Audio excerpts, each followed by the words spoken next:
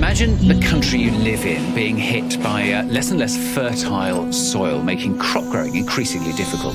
Sandstorm conditions prevail in the Indian capital, and now there are fears of early desertification of the region. Desertification and erosion are both concerns.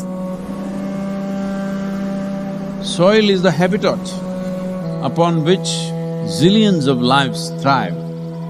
Because of that thriving life, everything grows. We eat food, other animals grow, everything happens because soil is rich.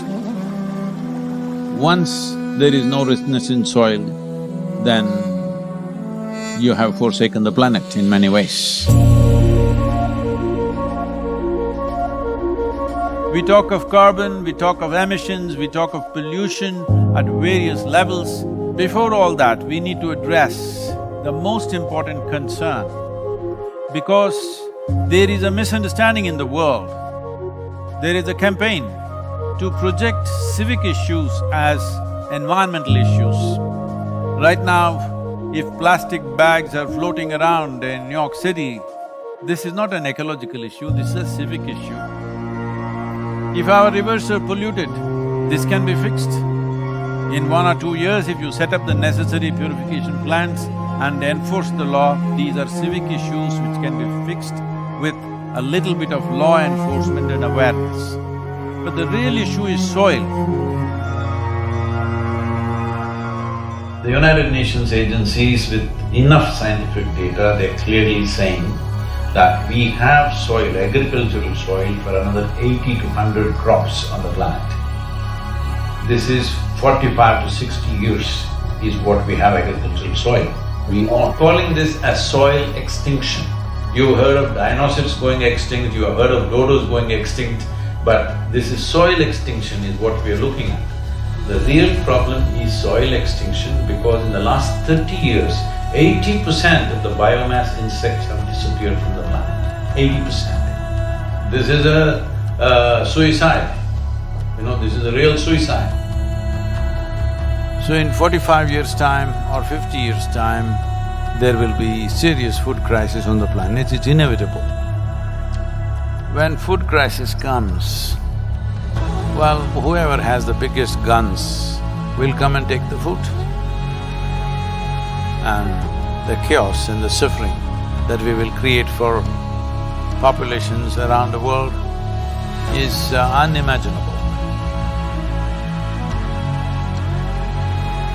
Don't think only the poor people will die. They will kill the rich and rich will die. So this is not to paint a dark picture.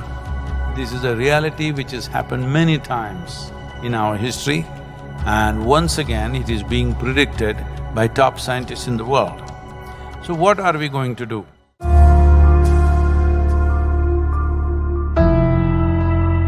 Why is soil going away? Where is it going away? See, what is sand becomes soil if you add organic content to it. What is soil becomes sand if you take away all the organic content from it. If you go into a rainforest, the organic content in the soil will be over 70%. In normal agricultural soil, the minimum organic content that has to be there to call soil soil is 3 to 6%. 3% is the most minimum. But today, for example, in India, 62% of India's soil, the organic content is 0.5% or below that. So literally we are on the verge of desertification. This is across the world, this is not in one country. In United States, the way the land has been used in terms of herbicides, weedicides, pesticides, well, we need to understand nearly 82 to 86% of biodiversity is within the first 12 inches of topsoil. When we plow with machines like tractors plow to a depth of 9 to 12 inches and leave it open, this means we are destroying the biodiversity completely. What biodiversity means is, it's the humus in the soil. The word human comes from the word humus. That means this is actually living soil. So it's very, very important that soil becomes the focus, because if you put 1/3 to 40% of the land, especially in the tropical world, under tree shade, your climate change could be easily reversed. Land is getting hot simply because it is plowed or it is paved.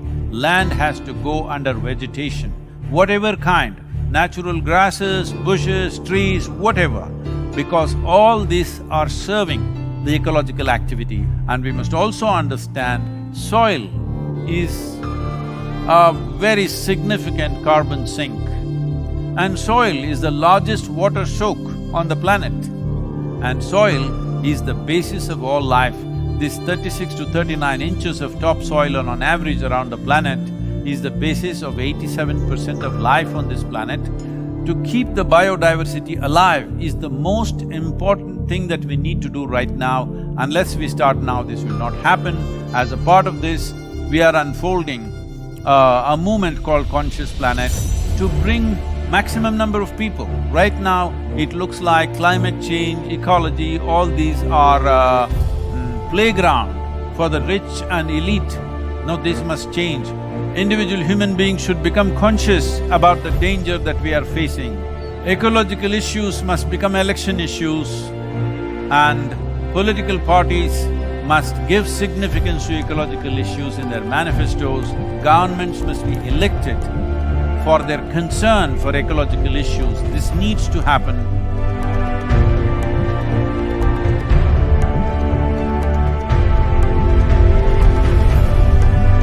So we are seeing how to bring about a policy recommendation for 192 countries.